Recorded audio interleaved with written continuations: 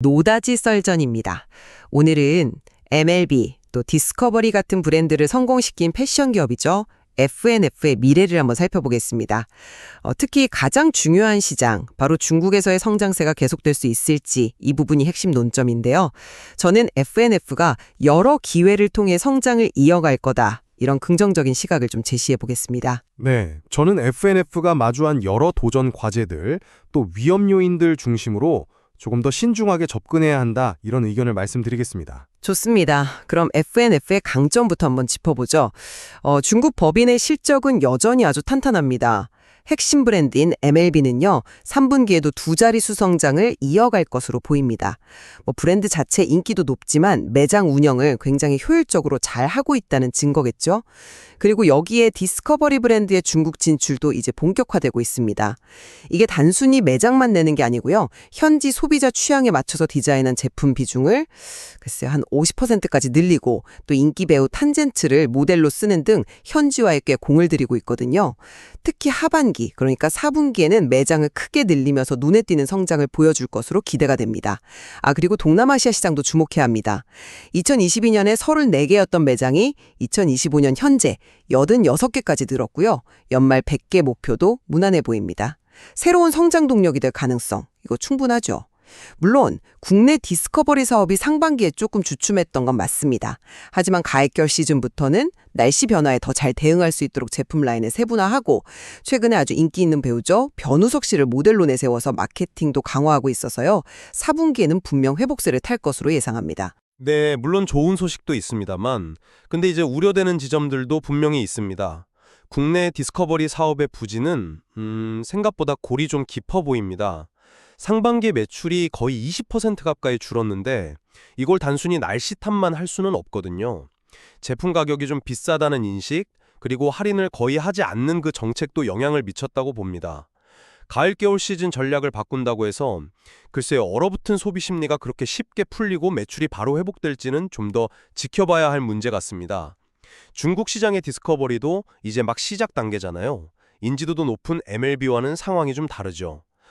중국 소비자들에게 이 브랜드를 알리고 자리를 잡는 데는 아무래도 상당한 시간과 또 마케팅 비용이 들어갈 수밖에 없어요. 이미 코오롱 같은 경쟁사들이 딱 버티고 있다는 점도 간과할 수 없고요. 연말까지 디스커버리 매장을 60개로 늘리겠다. 이 목표는 현재 한 19개 수준인데 4분기에만 40개를 새로 열어야 한다는 뜻입니다. 이게 현실적으로 가능한 목표인지, 또 그렇게 단기간에 매장을 늘렸을 때 제대로 관리하고 수익을 낼 수 있을지, 재고 부담은 없을지 이런 부분이 좀 걱정됩니다. 중국 아웃도어 시장이 커지고 있는 건 맞지만 경쟁도 그만큼 치열해지고 있고요. 확실한 수익원인 MLB조차 신규 매장 확대보다는 기존 매장의 효율을 높이는 데 집중하고 있는데 이건 어쩌면 폭발적인 성장이 끝나고 좀 안정화 단계로 접어들고 있다는 신호일 수도 있지 않을까 싶습니다. 충분히 인지하고 있습니다. 하지만 MLB의 매장 효율화는 성장의 한계라기보다는 더 내실 있는 성장을 위한 어떤 다지기 과정으로 봐야 한다고 생각해요. 실제로 매장당 매출은 오히려 늘고 있거든요. 그리고 여전히 소득 수준이 높은 일선 도시를 중심으로 소비가 활발하고요. 디스커버리는 이제 시작이지만 라이프스타일 아웃도어라는 차별화된 컨셉, 그리고 말씀드린 현지화 전략, 그러니까 맞춤 제품 비중 50% 확대나 현지 모델 기용 같은 전략이 효과를 볼 거라고 봅니다. 중국의 아웃도어 시장 침투율이 아직 2% 수준이라는 건 그만큼 성장할 공간이 아주 많다는 의미이기도 하고요. 그 성장 잠재력을 현실로 만드는 과정이 과연 순탄할까요? MLB의 성장이 예전만 못할 가능성, 그러니까 점진적으로 둔화될 가능성도 염두에 둬야 합니다. 디스커버리는 브랜드를 알리는 속도가 생각보다 더딜 수 있고요. 또 경쟁 때문에 마케팅 비용은 계속 늘어나서 수익에 부담을 줄 수 있습니다. 특히 그 라이프스타일 아웃도어라는 컨셉이 중국 소비자들에게 얼마나 빨리 먹힐지, 또 경쟁사들의 경제를 어떻게 이겨낼지가 관건이겠죠. 아까 말씀하신 매장 효율화라는 것도 결국 성장의 속도가 줄어들고 있다는 의미로 해석될 여지도 있지 않습니까? 국내 디스커버리 사업의 전략 변화는 과거의 실수를 반복하지 않겠다는 의지의 표현이라고 봅니다. 계절 변화에 맞춰서 제품을 더 세분화하고 또 디지털 시스템으로 재고를 효율적으로 관리하는 방식은 분명 긍정적인 변화죠. 중국 시장의 라이프스타일 아웃도어 컨셉트는 오히려 등산복 같은 전문 아웃도어보다는 일상복과 패션을 결합하는 최근 트렌드와 더 잘 맞기 때문에 성공 가능성이 높다고 봅니다. 하지만 국내 소비 심리가 단기간에 살아나긴 어렵고 소비자들은 여전히 가격에 민감합니다. 브랜드 이미지를 지키려고 할인을 계속 안 하는 정책이 오히려 판매 부진을 더 심화시킬 수도 있어요. 중국에서의 급격한 매장 확장 역시 운영 부담과 재고 위험을 안고 가는 양날의 검입니다. 현지 경쟁사들이 가만히 보고만 있지는 않을 거고요.